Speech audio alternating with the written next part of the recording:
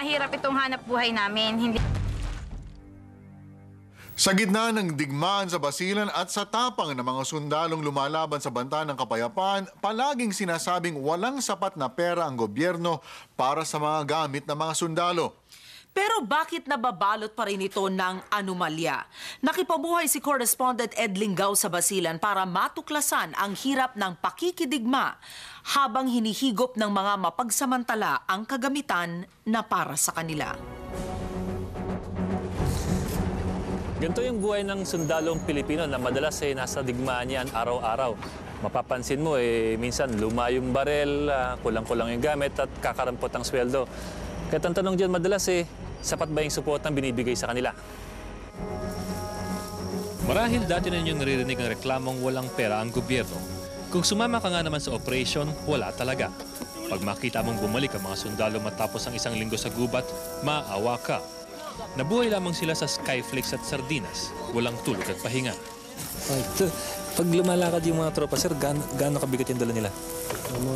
Between 65 to 80 pounds yan. Pero ganyan talaga ang kwento ng ating mga sundalo.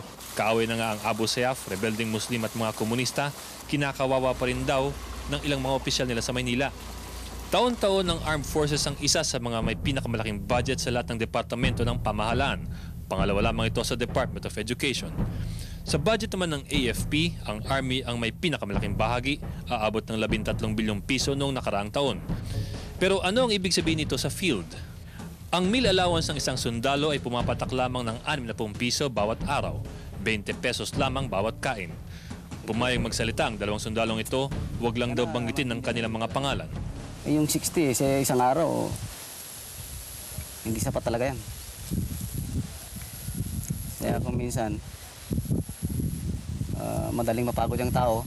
Kung nasa frontline kami, ang pinaka-basic na pagkain dyan bigas, bulad sa sardinas. Wala na. Kung ma-assign ka naman sa combat zone, ang hazard pay ay 250 pesos sa isang buwan. Wala pang 10 piso bawat araw. Sa gamit naman, ang sundalo ay nabibigyan lamang ng isang set ng uniforme at combat boots bawat 3 taon. Kung masira ang kanilang uniforme, kani-kanya na lang bili. Kung 1 month na operation yan, basa at saka hindi na magtagal yung mga gamit. They get a set of uniform every 3 years. One set lang? Oh. A set of uniform, and how many boots every so many... Yun nga an entire set of uniform. Pag tinatawag yan yung re-enlistment clothing. Hirap naman talaga sa pera ang AFP kung ikukumpara sa ibang bansa. Pero natuklasan namin na lumalaki lalo ang gastos ng militar dahil pinagkakakitaan ito ng ilang opisyal. Totoo raw ang sinabi ni Admiral Guillermo Wong, marami kumikita sa kontrata ng militar. Inamin sa amin ng isang veteranong supplier ng AFP na sa Air Force ang may pinakamalaking patong, aabot ng 200% ang lagay. Ang Army pa ang may pinakamaliit, aabot pa rin ng 50%. Umaalma na nga ang mga supplier pero lahat ay takot mawala ng kontrata. Samantala, nagtitiis na lang ang mga sundalo sa bundok sa lumang gamit. Siyempre, yan lang talaga ang kaya ng wala na tayong magagawa kung yan lang talaga ibibigay nila. Nakikita ninyo itong mga magagarang baril na ito? Ang gamit ng pangkaraniwang sundalo ay hindi ganito.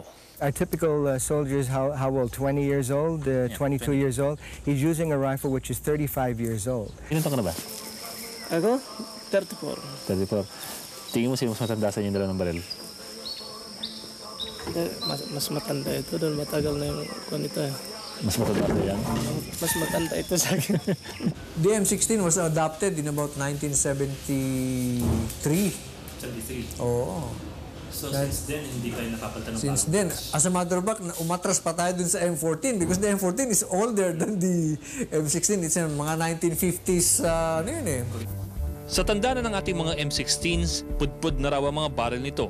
Hindi mapalitan, wala raw pera. Ang range dapat ng M16 ay 400 meters, pero dahil luma na ang mga ito, maswerte ka makatama sa 100 meters. Sa 400 meters, pumikit ka na lang. Pareho din ang resulta. Yeah, some of them have been debarred, but that doesn't really make any significant difference because they're still 30-year-old weapons. Pero mayroon pa kaming natuklasan. Ito yung M16, yung pangkaraniwang armas ng Armed Forces.